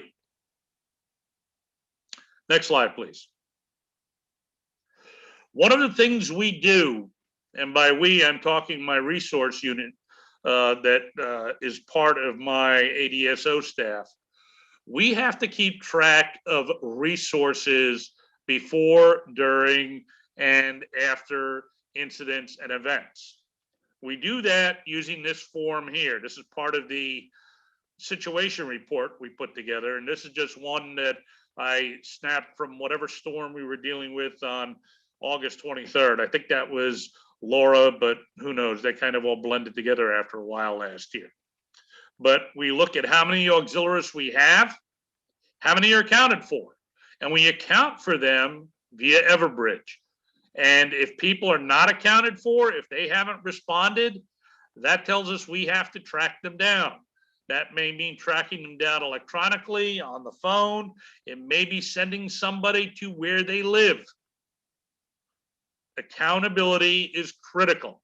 I can't undersell the importance of responding to those Everbridge accountability checks. Now, one of the things that my resource unit does as part of their outreach with division commanders is find out how many people are actually available to deploy either within their home sector or somewhere within District 8. This is critical because the area command, it's typically in New Orleans, but it may be elsewhere, and the incident command posts always seem to need trained, knowledgeable, and experienced people. And with the hurricane season typically hitting in August, which is also the transfer season for the Coast Guard, they may have a lot of people who do not have the area knowledge that you and your fellow auxiliaries may have, which is why it is absolutely critical to have some people from each area, each sector, be able to respond.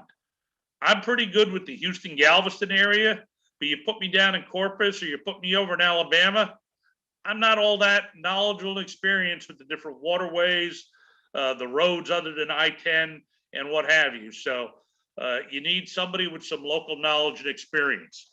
We also look at the OPFAC status. We want to know how many surface vessels, aircraft, vehicles, and radios are available for actual deployment. The Coast Guard always is looking for additional resources. Why? You never know when they're going to have a gap that they can't fill. Last year, when the mobile communications unit that came down from Chesapeake, Virginia, crossed into Louisiana, somebody took their temperature, and guess what? They had somebody with COVID. And we had to use the auxiliary team that was available to replace the active duty team. That's how critical our skill sets are. Next slide, please. Now, the resources that are specifically listed in Emergency Management Manual Volume 4. There's lots of resources, but these are the ones that are specifically listed in that manual. And this manual is available online if anybody wants to find it.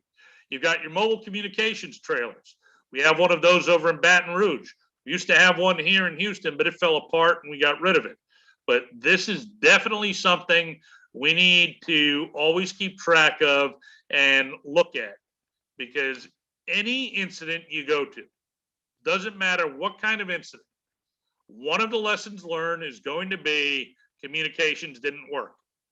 I have only been to one incident in the last 40 years where I saw a lesson learned that said communications worked. And believe it or not, that was Hurricane Katrina. And we said that the Nextel push to talk function was the only way to communicate, and it was a great asset to us. And naturally, the Coast Guard took that away from us 60 days later. So you always got to scratch your head at some stuff like that. Next slide, please. We have our aviation resources. We have a lot of resources down here. Not quite as many as we thought we had last year, because we found out that we were keeping track of a lot of resources that maybe weren't functioning as well anymore, and or were not up to the Coast Guard standards. So we've actually done a deep dive on that and got a much more accurate accountability of what we have. But this is something that is still looked at time and time again. We actually got to bring in Ted Dyson's aircraft for Hurricane Laura, and the MSU Port Arthur commander went up, along with a representative from the Army Corps of Engineers, who also happened to be a Coast Guard Reserve commander. And they actually commented when they came back that the aircraft, that the auxiliary aircraft they were in was better suited for what they needed to do than a Coast Guard helicopter. That says a lot right there. Captain White from MSU Port Arthur said she is always going to request Coast Guard auxiliary aviation to assist her during incidents. Next slide, please. Then we have our surface operations. Everything from our personal watercraft up to our boats. I'm not certain we'll ever use any of the paddle craft here, but we still count them as well. We, during one of the hurricanes here, we had the paddle craft or the PWCs available. Mike Coyne, Donna Day, and Fred Day came down with theirs, and they were ready to deploy if we needed them. We also were debating bringing over one of the resources from Division 6, which had a radar that could have scanned the bottom to help us figure out if there were any obstructions there. But we weren't able to get the orders approved in time before the owner had to go back to work on Monday. But there's a lot of opportunity to do stuff. Port assessments, ATON verification. We've even had some resources do SAR activities. One of the first times I ever worked with the auxiliary was back in October of 1994, when we had 36 inches of rain fall in the Houston Galveston area. And if it floated, we wanted it. And there was an auxiliary resource that came, and I think they rescued 27 people that day. And every one of them were decorated for it. And if I'm not mistaken, their boat was damaged in the process of rescuing those people. And it was actually using their boat to drive down flooded streets and rescue people. Next slide, please. Public affairs, very critical. One of the luckiest things that happened during Hurricane Harvey, when it came through. One of the people, one of the chief petty officers who served with me on the Coast Guard IMAT, approached me and said, "Hey, I need some assistance over in the public information office." I said, "Okay, I'll the next auxiliarist that comes in, you got him." Next auxiliarist came in, signed in. I said, "Pleasure to meet you. They need you over in the PIO shop." He said, "Okay," went over there. This was an auxiliarist I had never met before, didn't know him from Adam. About an hour later, this chief petty officer from the IMAC comes up to me and says, "Wow, I can't believe you sent us someone who actually had a communications background and knew this stuff." And I'm like, "I don't even know the name of the guy I sent to you. That was just pure luck of the draw. Who was it?" And she said, "It's a guy by the name of Rusty Pumphrey." And he was one of the first people I invited to be one of my ADSOs when we grew the shop somewhat. And he actually leads our PIO efforts on the team. He's written articles for us. He's taken pictures. And that is a great way of publicizing what we are doing. That makes us relevant to the active duty side. That's absolutely critical, because that's how we sell ourselves. Next slide, please. Interpreters, absolutely critical. We have 56 languages that are recognized within the Coast Guard Auxiliary.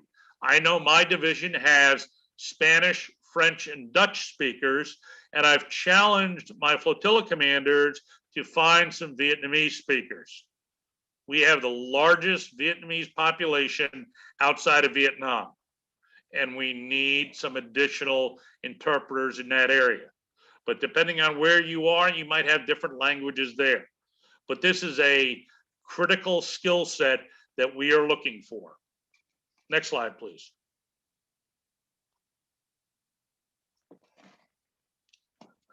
The Incident Management Auxiliary Coordination Cell, what we call the Emergency Management Auxiliary Coordination Cell, is the entity that goes to district, not necessarily the area command, but goes to district and works with DIROCs, assisting with orders, resource tracking, identifying the right auxiliarists for the right billets that we need to fill. That is a great help, so that we who are actively involved in the response don't have to be double-hatted to do that. But these people can deploy directly to the district and assist Commander Williams in figuring out what auxiliaries need to go where, who needs orders, and how we go about getting them. Or when the time comes, how we go about switching people around. Next slide, please. Aux Food Service. My aux chefs have been busting their butt for the last 4 or 5 months. I can't sing their praises enough. They are regularly cooking at some of the stations and several of the cutters down in the Galveston area, the Freeport area, almost every week. This is why we have a class April 9th to 11th, and I'm going because I've always enjoyed the cooking side of the house. When I was in the Army, I used to oversee the largest mess hall in the division. I like to cook. Hell, I was cooking corned beef and cabbage tonight. And it's something I want to build my skill sets up and see what I can do to help these people. So if you're interested in this, reach out to Rob Rice, Jack Whalen, someone else. Give you an example of how important this was. Let's go back to Hurricane Harvey again. It hit late on a Friday, early on a Saturday. And we're over in Sector Houston, and the contractors they have are not there. They're not cooking on Saturdays and Sundays. The active duty side does not have any aux or any persons who are subsistence specialists other than the one person who oversees the contract, and he couldn't even get in. But we had several of our aux chefs there who got access to the food locker and started cooking. And when we had family members come in and volunteer, a lot of them ended up as galley slaves in there, literally cooking and supporting the efforts in there. And that went on for several days and was absolutely critical to helping out the 300 to 400 or 500 coasties we had here responding to Hurricane Harvey. Next slide, please. So some things you can do. You want to be part of this? Go to the EMI website. Get yourself a student identification number. You can't take any of these classes without that student identification number. I have mine right on my phone so I can find it all the time because I'm not smart enough to remember what it is. You will use it anytime you take a FEMA course or an EMI course. Reach out to your sector on training opportunities and exercises. Each sector has one assistant district staff officer for emergency management who works with the emergency management department. They are your go-to person for that sector. They're listed on our district website. Just go to the emergency management page. You'll see it there. There's a lot of other options. One that I'm very familiar with is preparingtexas.org. And it's not just open to people from Texas. I've taught some courses there, and I've actually seen people come in from 8th Army in Korea to take those classes. So again, register on the site, take a look at the courses you're looking at, look at the calendar. There's a lot of stuff there. Obviously, there's more stuff when we're not in a COVID environment. And for those of you not from Texas, look at your own state's website, see what's there, see what's available. Now, one little trick I'm going to tell you about that. If you come as a Coast Guard auxiliarist to that training, because we are recognized as a federal entity, we are not reimbursed. However, if you come as a member of a CERT team, if you come as a member of a local emergency planning committee, or some other state or local body, your travel, your lodging, and your meals are reimbursed for any of that training. So think about that. If you are interested in participating in emergency management activities, let your chain of leadership know. Let me know, or if your division has a division staff officer emergency management, let him or her know. Not every division does, some do. We are one of the most active districts when it comes to emergency management, and we are always busy and always called in to do things. Any of you who were here on Monday night or Saturday listening in heard the Admiral comment on the ability of the auxiliaries to support incident management activities and emergency management activities. It happened last year, happened the year before, and it's going to happen this year. I don't know where, I don't know when, but I guarantee you it will happen. Take a look at our district emergency management page. Take a look at how we are organized. See who the other assistant division staff officers for emergency management are. See which ones are have oversight of things you may be interested in. Reach out to them. Ask them how to get involved. They are all very interested in getting you involved, getting more people active, getting more people trained. We know that the 16 of us that comprise my little team can't do it all. We need a lot of help here. I think we had 90 to 100 auxiliarists during Hurricane Harvey, and that was not enough. There's a lot to do. There's a lot to do during emergencies. There's a lot to do before emergencies. There's a lot to do after emergencies. There's a lot of exercises to participate in. Depending on where you are, you may be in an area that has a lot of exercises. This is probably true if you're down in the Corpus area, the Houston Galveston area, and the New Orleans area. Some other larger cities may have it as well, but those locations probably have exercises every week or two. The Coast Guard can't go to all of them, but it's nice when we can have a uniform or two there. So take a look, see what's out there, contact your ADSOs. If you can't get an answer from them, reach out to me. Next slide, please. That covers everything I was going to cover, and it's time for you guys and gals to ask questions if you have any. Thanks, Joe. Commodore Harding, any comments or questions in the chat box? I don't see anything on the chat box on YouTube. All right, I just would like to re-up a couple of the things that Joe brought forth. You know, this is a big deal. It's an area where we can really contribute. And I know that in the past, we just recently, this past fall, Sector Mobile reached out to some people in Division 3 to come down and help. And they did. You know, people were more than happy to come and put in the time. But they really didn't know what they were going to do when they came there. They had to be trained up. And that's good because they participated and they contributed. But what we're trying to do here is give somebody a background in some of the things that the active duty has to do, responding and preparing to these events. And the active duty doesn't have enough people to go around. You know, when these things hit, active duty people are called away from their regular jobs to fill the breach.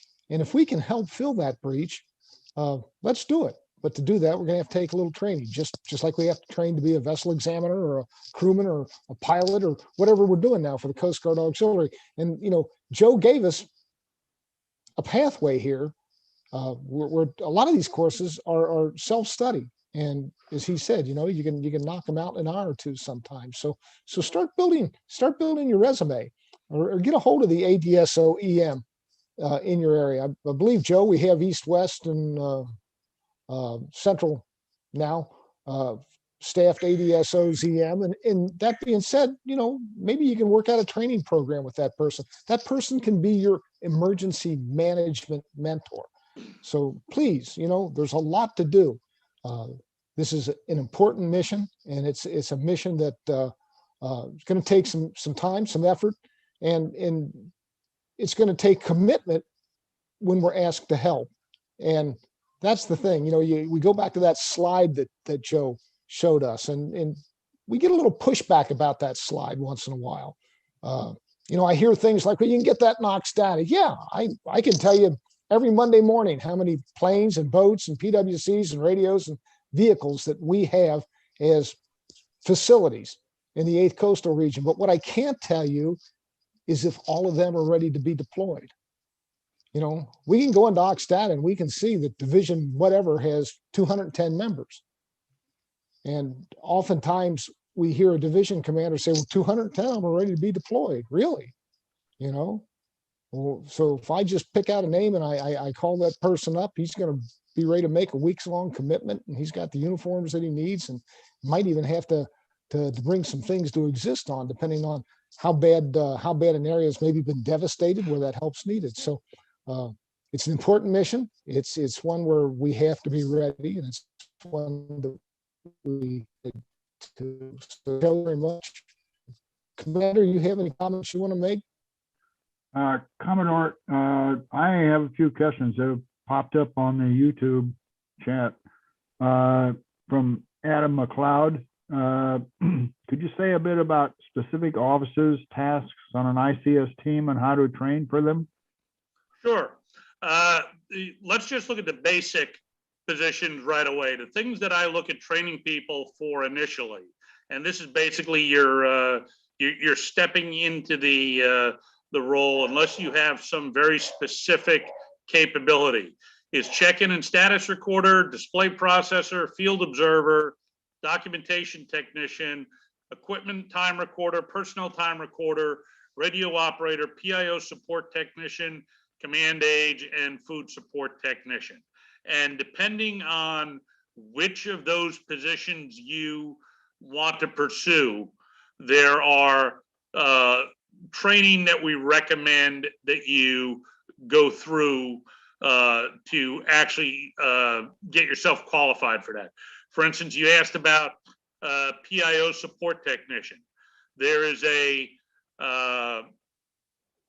G289, 290, 291 that help you develop the skill sets you need for that. You already saw the introduction to social media. That's one of the IS courses that you need to take. If you're interested in a course like that, someone like Rusty Pumphrey will reach out to you and get you the list of training you need to do for that.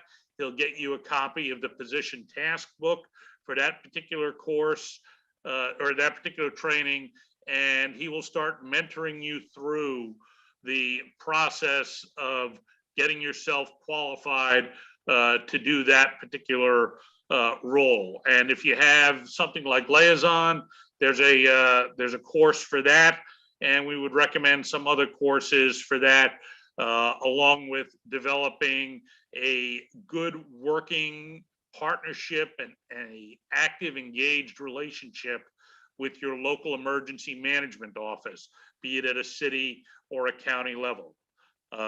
If that doesn't answer your question, shoot me an email, and either Rusty or I will get back with you with some additional information on that.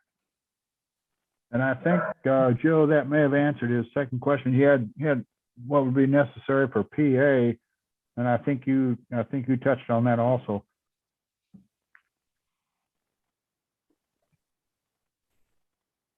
Hey, Joe, if I can ask, 240, 340, and 440, as we all know, you've taught 2 or 3 times at different conferences.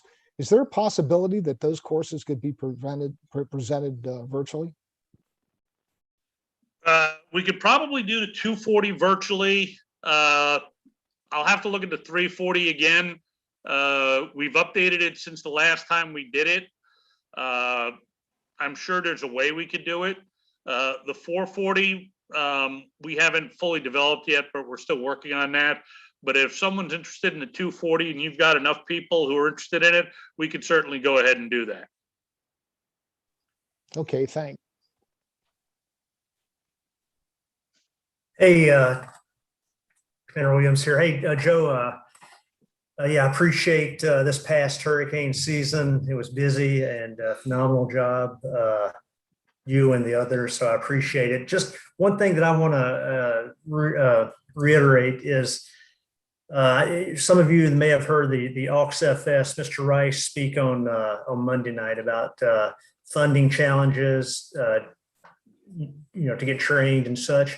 One thing about the hurricane, when there's a response, funding is available. There's a Coast Guard separates money in a hurricane accounting string. So funding is not usually a problem. The problem we ran into this past hurricane season was people that did deploy, some are still waiting to get paid. Unfortunately. Yes, we are. So we're working with planning to make a better system this next year. We're looking to maybe bring in a designated yeoman to cut orders. And then once those orders are cut, Mr. Jack Granger is going to work with the individual to do the travel plan to turn it into fencing. One thing that I need to let you know though, do not, unless you have orders in hand, do not travel, do not go, because you risk of not getting paid. There's got to be a process in place where you are officially requested through a 213, orders are in hand, or a verbal, or I'm sorry, a written email saying you're authorized to go, and that will suffice. But make sure you do have official authorization before you pick up and go somewhere. And again, I know, Joe, I know you've been working with the on the IMAC, trying to get involvement from the Eastern and Western Rivers, and I think having some of those logistical people in D8 to kind of run logistics on the auxiliarist and keeping track of resources, that will be a big help. But I think the utilization of Eastern and Western will be, a lot of good talent up there as well, and you leading the effort. I think it will be a better process this go around. So hopefully that makes sense. Okay, any other questions, thoughts, ideas? All right. As I said, if anybody has any ideas for us, we're always open to suggestions as well. Joe, this Commodore Harding. Yes, sir. Just one thing to add, as a member of your team under Dave Cooley, having gone through several of the hurricanes this last year, reporting weather and bridges, roads, what have you, from Corpus all the way to Florida. This is a very important overall operation. Not just what I was doing, but what we are all doing. I learned an awful lot this last year in all the hurricanes we had, and I thought they would never end. And I think Joe probably did too. But from one hurricane to the next, it was never the same. There was always something different to learn. And I love doing the job, and I look forward to helping out in the future. Let me just add to something Commodore Harding said. The situation reports that we were putting together, and by we, I'm talking the entire team. We had a Marine Transportation System Recovery Unit. That was under Dave Cooley. We had a resources unit that was initially under Greg Hoffnung and later ended up being under Leslie Beekler. We had a situation unit that was either under Steve Kassenschmidt or Sean Stedman. These folks busted their asses putting this together and putting together a report that was so comprehensive that the sectors were using it as the foundation for their reports, and National used it as the foundation for their report that they sent to the flag level each and every day. And our folks were doing this twice a day, starting at 5 o'clock in the morning. And the last one, I try to get it in by 9 o'clock, 9:30 at night. So they really did an outstanding job this past year. And I can't sing their praises enough, although Commander Williams knows that I have tried, and I have some of the fruits of those labors with me.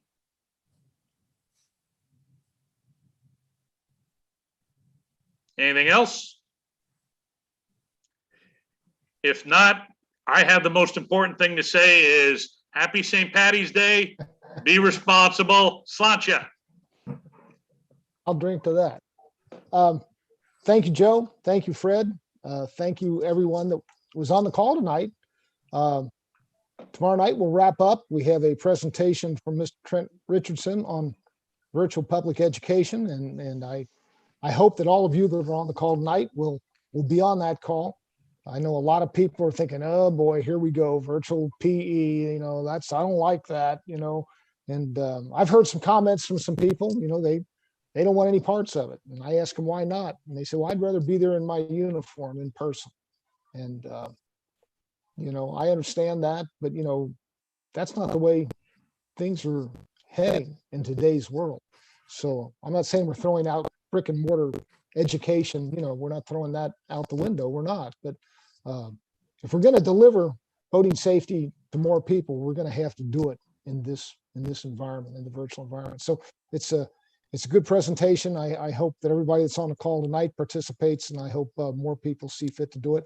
And then we'll close out the evening with Commander Williams and Bosun McCommons, and they have presentations they want to make about some important issues that going on here in the 8th Coastal, and we'll also be open to any questions or comments that you might have about what's going on in the DIROC's office, maybe what's going on with Chief Director's office. So if there aren't any other questions and or any other comments, I want to say goodnight to everybody. Be safe, and we'll talk with you all tomorrow evening. Have a good evening, all. Thank you. Good night, everyone. Good night.